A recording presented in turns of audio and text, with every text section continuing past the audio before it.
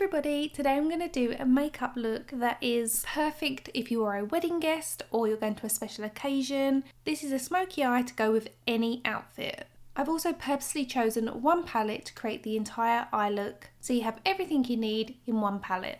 We want to prep the skin. I've already applied some SPF, so I'm going to go in with a primer now. This is the Tatcha Liquid Silk Canvas Primer. I have combination oily skin, so this one is good for me. If you have drier skin, use the balm version of this or any primer that works for you. You can also use a silicone based one if pores or skin texture is your main concern.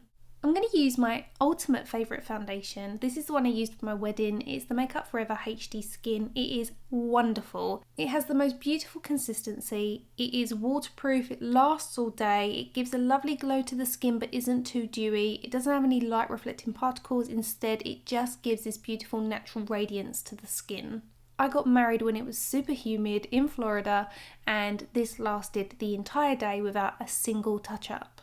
As you can see, I've used two shades, but you don't have to do that. It's just that I happen to have two shades. So I've used a darker one around the perimeter of my face, and then on the centre I've used a slightly lighter one. Now don't worry if you don't have two shades, you can just use a concealer in the lighter part of your face. These bottles do come in slightly smaller sizes. They're almost like travel size versions. So if you do want to try two shades, you can buy the two smaller versions. The travel size is about 12ml for £18. And the full size bottle I think is 30ml for £35. It comes in 40 shades and it has 3 undertones and 4 shade levels. If you've seen my video on how to work out your undertone and choose the right foundation for your skin tone when you're purchasing online, then you will get a better idea of what that means, but if you haven't, I will link it on screen for you now. I've blended the foundation in with my beauty blender. I'm now going to go in with concealer. This is the Huda Beauty Faux Filter Concealer, and the shade I'm using is called Coconut Flakes. This will give a little bit more coverage to the skin, but I've purposely chosen a lighter shade to brighten the areas that I want to on the complexion. Again, you can go in with a lighter foundation, but if you do want a little bit more coverage, then you can do it with the concealer. Usually a special occasion requires makeup that's going to have some longevity to it because you're going to be there all day. The foundation alone is fantastic, but the concealer is also really long lasting. Here you can see by lightening underneath the jaw, it's enhanced the hollow of our cheek, which is creating more of a shadow, which helps with the contouring and soft sculpting of the face.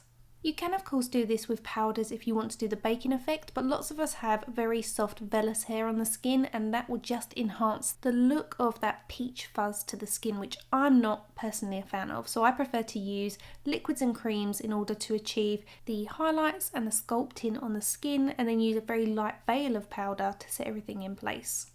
Notice how I'm not necessarily taking this right up underneath the eyes in the areas that naturally crease because I don't want to enhance any crepiness. On the outer corner of the eye, we are creating a lifted look to the skin, going up at this angle, which in turn makes the top of the cheekbone look higher. We are working in very light layers, so it might feel like we're applying lots of product, but if you notice with the foundation, we used one light layer and then we've been quite strategic with the placement of our concealer.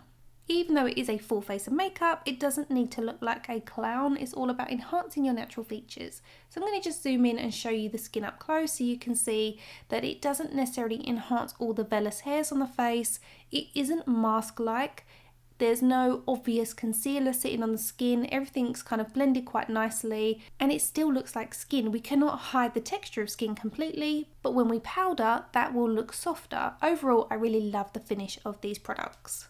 I'm now taking this NARS Tinted Eyeshadow Primer. It's an eyeshadow base that has a bit of colour to it, so it will work really nicely underneath your eyeshadow. It will help to neutralise any darkness or pigmentation on your lids. And to press that in, I'm going to use my BK Beauty 201 brush. You can also use your fingers, you can use a beauty blender. I prefer to use a brush that has synthetic bristles. It means it's going to help the blending process. You can see it doesn't make the bristles stick together and it also blends it nicely onto the lids. The best way to do this is to use a brush that's got a bit more of a longer bristle, so you can use the belly of the brush to pat that into the skin, and then by tapping over it and patting you get a nicer finish compared to if you were swiping. As I said, I'm going to use one eyeshadow palette. MAC have released 7 new curated eyeshadow palettes that have a variety of different shades in. I'm going to be using Encrypted Kryptonite. It has 3 matte shades and 3 shimmery satin shades. There's a mix of warm and cool undertones and it's the perfect smoky palette. The first shade I'm taking is called Clear History. This is a moderately warm toned, very light beige. It's a satin finish and I'm using my BK Beauty 207 pencil brush to apply this to the inner corner of the eye and also on the brow bone. You really want to blend this in so it's a very soft finish. You can see that highlight is beautiful around the eyes. Next up, I'm taking the shade High Tea. It's a slightly cool toned, very light beige in a matte finish, and I'm taking my BK Beauty 203 brush to take this from the inner corner of the eyes towards the outer corner, keeping that on the mobile lid from the lash line up to where the eye naturally creases. As you can see, it's very close to my skin tone. We're then going back in with the shade Clear History and applying this over the top. It will just make it ever so slightly more opaque with that shade underneath, as opposed to the light wash shade that it would give on its own. Applying it with this brush gives a softer finish compared to how it looks on the inner corner of the eye with a pencil brush, which is more intense. Using my 206 brush from BK Beauty, I'm going in with the shade Satin Taupe, which is a warm toned light brown in a satin finish. This is a classic colour, it's been around for so many years. It works beautifully on everybody. So we are applying this in a C shape on the outer corner, keeping this very classic in the application. Now we've applied it, we're going to go in with our 202 brush, also by BK Beauty, and blend the edges. If you want to go for that classic smoky eye, blend in that round C shape. If you want to elongate the shape of your eye, feel free to pull the colour outwards towards the tail of your eyebrow to create more of an almond shape finish. You can always blend in the classic C shape first, and then afterwards you can extend it if you decide that you want to change the shape. To take this smoky eye a step further, I'm going to use the Showstopper shade, which is a very cool toned dark taupe. It's a matte finish. And on my pencil brush, I'm first taking that along the eyelash line on the outer third of the top eyelid. I'll then use what's left on the bristles to start building that upwards. So we are coating the outer third of the top lid in the same shade, but only using the residue that's left in the bristles so it's not too intense or too dark. I'm going back into Satin Taupe and I'm going to start to extend the outer corner a little bit. You don't have to do this, you can keep it slightly rounded, but this is going to work almost like a transitional shade, so the darkest part will fade into this lighter brown on the outer edge, and as you can see, I've lifted it on the outer corner towards the tail of the eyebrow, so it almost creates a slightly elongated shape, but keeping the darker shade on the lid quite round, so it still has a classic feel. It's not all about a winged shape, it still will look quite rounded. It's just this transitional shade that I've extended. And then just make sure you blend everything so it's really seamless. I'm going back to my pencil brush and taking Satin Taupe and running that underneath my lower eyelash line. I'm concentrating the majority of the colour on the outer third and using what's left on the bristles to pull that forward towards the inner corner of the eye. I'm also making sure I connect that with the outer corner of the top lid so it completely encases the eye and frames it. And then I'm just softening that with my 201 brush. So this is how it looks with both eyes so you can see the difference. I'm now going to show you how quick it is to replicate this. It always takes longer with your first eye because you're trying to work out what it is that you're doing, but I can replicate this in under 90 seconds and I'm going to show you.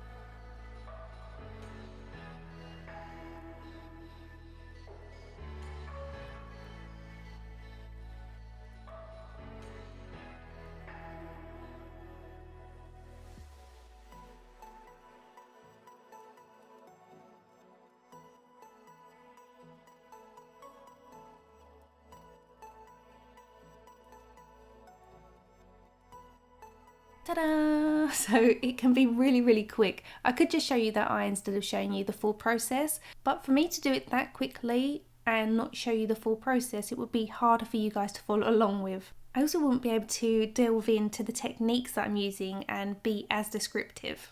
I'm now taking the shade Slate, which is really similar to the satin taupe shade that we've got on the eyelid. This is from Nude Sticks.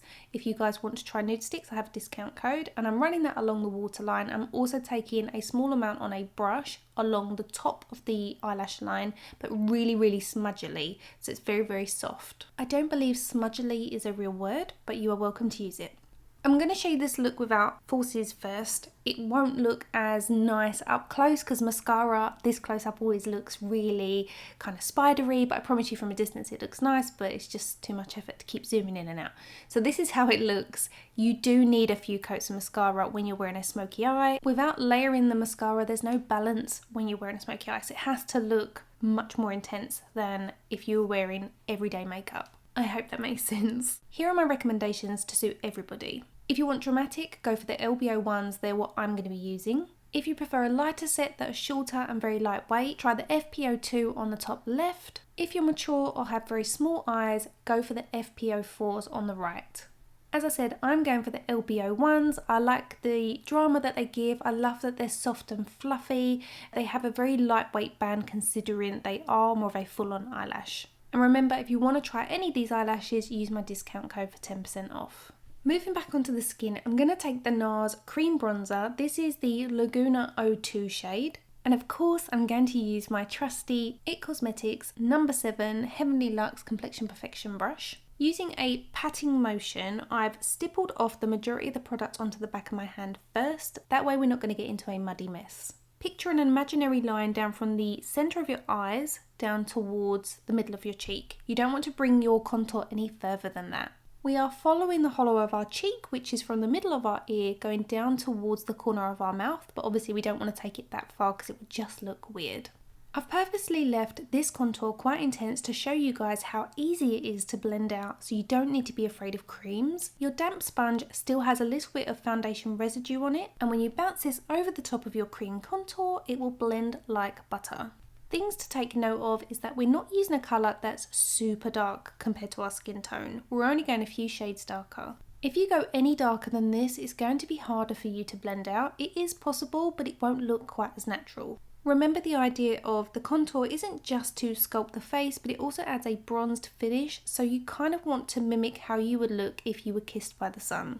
If you are a wedding guest and you're going to be having your hair up, don't forget to also take this over your ears and use what's left on the bristles to take that around behind your ears. We want to keep the blush quite neutral in tone because the eye makeup is more neutral and we want this to go with any outfit. So I'm going to take this Nude Sticks Nudies Matte Luxe in the shade Nude Buff, and as you can see when I hold it up to my face, it doesn't look like it doesn't belong. If it looks like it doesn't match, do not opt for that colour. You want to go with something that's complementary to the shades that you've already got on your face. If I was to opt for something too peachy here or something like a cool pink, it just wouldn't go with the eye makeup. This blush looks like a similar tone to the satin taupe that we've blended out in the socket.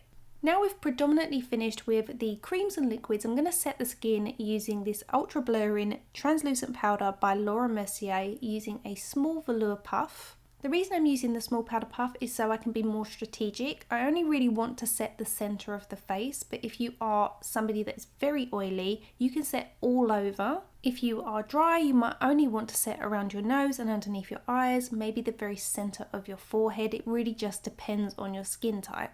I'm using this for the security. I want it to last all day. If it was just an afternoon event, I might just use finishing powder and not bother using a more heavy duty setting powder. Now, I didn't set my cheeks, so I'm going to go in with this liquid highlighter by Charlotte Tilbury. It has this really beautiful pinky champagne finish, and to dust this onto the high points of my cheeks, I'm going to use my Zoeva 134 brush. Now, had you already powdered this area, that isn't to say you cannot use a liquid or a cream over the top of powder, but you must use a very light hand and the minimal amount of product.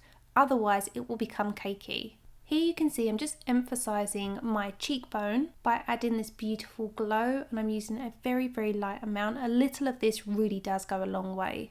My main tip when doing this is to hold your brush halfway or towards the back half of your handle, because that way you'll have a slightly lighter hand, and then work in little circular motions when you're buffing this over the top, but again, very, very lightly. You almost want to dust the skin. That's the only way I can describe it, is like you're dusting the skin so that it applies a very light amount and you're not disturbing your base makeup.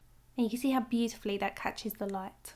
I'm now going in with my Charlotte Tilbury Airbrush Flawless Powder, which is a finishing powder, and I'm going to apply this with my powder puff around the centre of the face, but also along the jawline where I applied my concealer earlier. If you go to the community tab on my channel, you'll see that I've been putting up a couple of educational quiz questions that you guys can participate in. It doesn't matter if you don't know the answer, the idea is that I will educate you on the correct answer, whether you get it right or wrong. The most recent one was setting powders versus finishing powders, so if you want to learn a little bit more, head over to my community tab. The focal point of the makeup is our smoky eye, so we really do want to keep the lips relatively simple. I'm opting for a gloss. You can line your lips if you prefer, or you can go in with a lipstick. I'm using a lip gloss by Clinique. You can see the shade I've chosen is very similar to my lip colour, but just a little bit punchier, but it's still in keeping with the colour scheme that we've got on the cheeks and the eyes. I'm personally not a fan of setting sprays on my skin. I just feel like it doesn't work that well. But if you like them at this stage, finish off with a setting spray.